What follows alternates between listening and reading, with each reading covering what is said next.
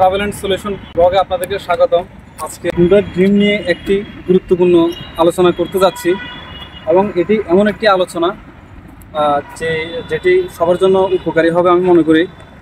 এই গাড়ির একটা জাতীয় বা কমন একটা সমস্যা আছে। এই গাড়িটার কার্বোরেটরের একটা পিস্টন আছে, এই পিস্টনটা জ্যাম ধরে। প্রায় সময় এই গাড়ির কার্বোরেটরের পিস্টনটা জ্যাম ধরে, অর্থাৎ হুন্ডা ড্রিম 110 এবং হুন্ডা লিভো 110 এবং অন্যান্য 100 সিসি যে গাড়িগুলো আছে এগুলোর সাধারণ একটা সমস্যা হচ্ছে যখন আমরা অ্যাক্সিলারেটর প্রেস করি তখন এখানে লক হয়ে যায়। এই লকটা মূলত কার্বোরেটরের পিস্টনে হয়। পিস্টন জ্যামের যে সমস্যা অথবা অ্যাক্সিলারেটর কেবল জ্যাম হওয়ার যে সমস্যা, এটা শুধুমাত্র হুন্ডা ড্রিম 110 এবং হুন্ডা লিভো এই গাড়িটাতে হয়। এখন আমি আপনাদেরকে দেখাতে যাচ্ছি কিভাবে এটা সমাধান করবেন, একবার পার্মানেন্টলি কিভাবে সমাধান করবেন, অর্থাৎ এটা নিয়ে আর আপনাদেরকে কোনোদিন ঝামেলায় পড়তে হবে না। প্রথমে এখানে একটা বোল্ট আছে, বোল্টটা খুলতে হবে। এটা বাসা থেকে অলরেডি লুজ করে আসছি, এটা খুলবেন।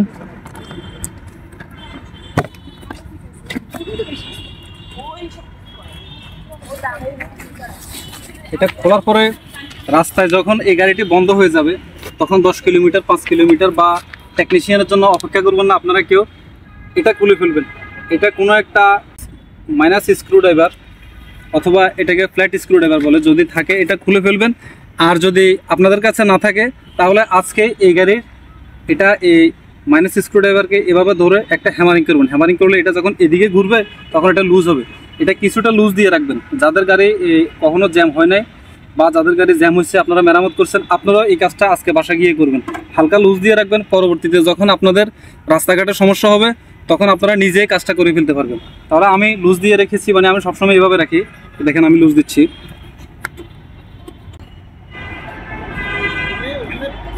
এভাবে খুলবেন।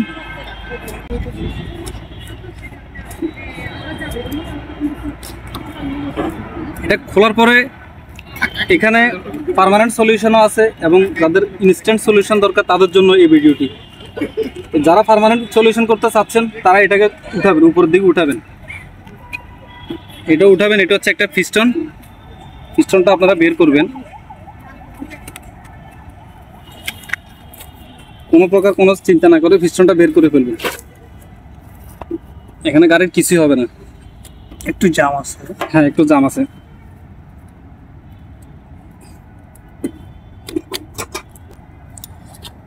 মূলত এখানে যে কার্বোরেটরের উপরে যে সিলিন্ডারটি দেখা যাচ্ছে অথবা পাইপের মতো যে জায়গাটি দেখা যাচ্ছে, এটির উপরে এই পিস্টনটি আপ ডাউন করে। মূলত সমস্যাটা এই জায়গায়। এটা হচ্ছে পিনটা যখন উপরের দিকে আসবে, অর্থাৎ পিনটা যখন উপরের দিকে যাবে তখন ট্যাঙ্ক থেকে ফুয়েল কার্বোরেটর আসবে। আর পিনটা যখন আমরা নিচের দিকে রাখবো তখন ফুয়েলের পরিমাণ কমে যাবে। আর পিনটা যখন বরাবর পজিশন আমরা বসাই দিব তখন কার্বোরেটরে ফুয়েল এবং এয়ার মিক্সারটা টোটালি স্টপ করে দিবে। তো এখন এটার এই জ্যাম সমস্যাটা যে কারণে হয় সেটা হচ্ছে এটা সম্ভবত কার্বনের ম্যাটেরিয়াল হবে অথবা প্লাস্টিক হবে, আমি শিওর না। এটা মূলত এই পিস্টনটি এখানে আপ ডাউন করে। তো হুন্ডা কোম্পানি এটা যে তৈরি করেছে এটার মেজারমেন্ট অ্যাকুরেটভাবে করতে পারে না, যার কারণে এটা মাঝে মধ্যে এটা জ্যাম হয়ে যায়। এটা আপ ডাউন করার সময় এভাবে জ্যাম হয়ে যায়।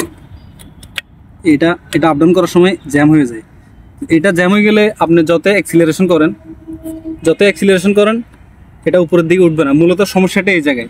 এখন আসুন আমরা এটার পার্মানেন্ট সলিউশন কিভাবে করতে পারি। পার্মানেন্ট সলিউশন হচ্ছে খুলবেন, খোলার পরে এটা বের করবেন। বের করার পরে একটা সিরিজ কাগজ নেবেন। সিরিজ কাগজের অপর নাম হচ্ছে এমআরএফ পেপার। তো অথবা এমআরএফ পেপার নামে যারা জানেন না বা চিনেন না তারা সিরিজ কাগজ অবশ্যই চিনবেন। সিরিজ কাগজের ভিতরে কয়েকটা ক্যাটাগরি আছে।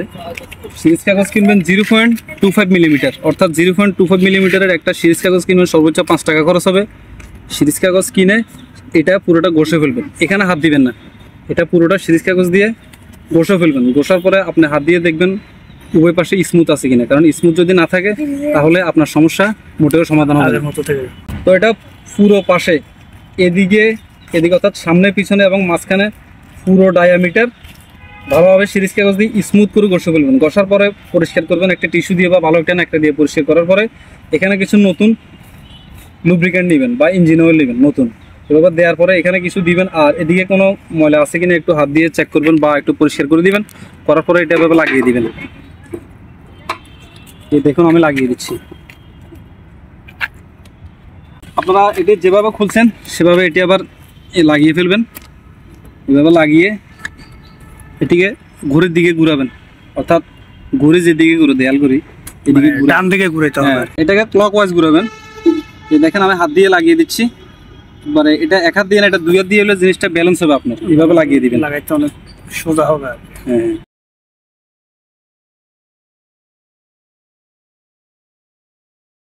আমার সুবিধাতে আমি এই ফুয়েল সুইচের লাইনটা খুলে নিয়েছি, এটা আবার লাগিয়ে দিচ্ছি। তো এটা আপনারা এমনভাবে লাগাবেন, এটা বেশি টাইট দিতে দিবেন না, অর্থাৎ অথবা যদি কোনো মেকানিকের মাধ্যমে কাজটিও করেন তাদেরকে বেশি টাইট দিতে দিবেন না। পরবর্তীতে ও যদি বেশি টাইট দিয়ে লাগিয়ে দেয়, পরবর্তীতে পথে ঘাটা যদি সমস্যা হয় তাহলে আপনাদের খুলতে অনেক কষ্ট হবে বা খোলা সম্ভব হবে না টুলস ছাড়া। তো এই কারণে যারা পথে ইনস্ট্যান্ট এই সমস্যার সম্মুখীন হবেন তারা এটা লুজ দিয়ে রাখবেন। পরবর্তীতে সমস্যা হলে এটা খুলে আবার লাগিয়ে দিবেন, একটু পরিষ্কার করে জুট দিয়ে, অথবা হালকা মোবিল বা মোবিল না থাকলেও জুট দিয়ে পরিষ্কার করে লাগিয়ে দিবেন। এরপর বাসায় এসে পরবর্তীতে পার্মানেন্টলি সিরিজ কাগজ দিয়ে আপনারা কাজটি করে নেবেন। আর কখনো এই ধরনের কোনো সমস্যা হবে না, এরপরে এইভাবে লাগিয়ে দিবেন। দেখলেন তো বন্ধুরা, কিভাবে একটা সমস্যায় পড়লে আপনারা যে এসকেলেটরের যেটা সমস্যা, এটা সমাধান কিভাবে করতে। আশা করি আপনাদের বুঝতে কোনো সমস্যা হয়নি।